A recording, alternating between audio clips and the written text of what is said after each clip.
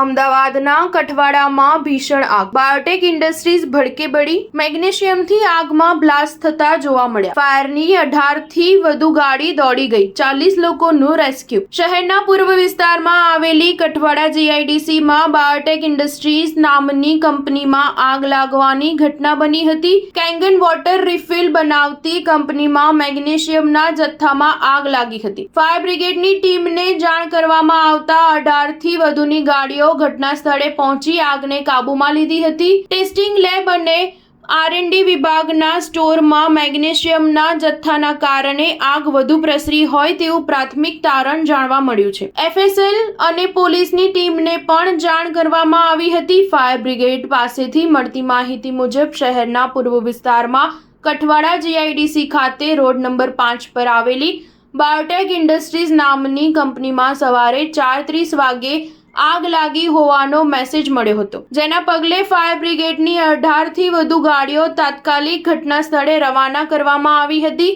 Chief fire officer, additional chief fire officer અને divisional fire officer સહિત 45 થી વધુ ફાયર બ્રિગેડના જવાનોએ 2 કલાકમાં આગને કાબૂમાં લીધી હતી. બાયોટેક ઇન્ડસ્ટ્રીઝમાં લાગેલી આગ ખૂબ વધારે હતી, જે બાજુમાં આવેલી સુરભી સ્ટીલ વાસણ બનાવતી કંપનીમાં આગ પ્રસરતા પેકેજિંગ મટીરિયલમાં આગ લાગી હતી, જેને કાબૂમાં પણ લઈ લેવામાં આવી હતી. પાછળના ભાગે આવેલા ગોપાલ ઇન્ડસ્ટ્રીયલ પાર્કને પણ સુરક્ષાના ધોરણે ખાલી કરાવી આશરે 40 વ્યક્તિઓને બહાર કાઢી લેવામાં આવ્યા હતા. સમગ્ર ઘટનામાં કોઈ જાનહાનિ થઈ નથી.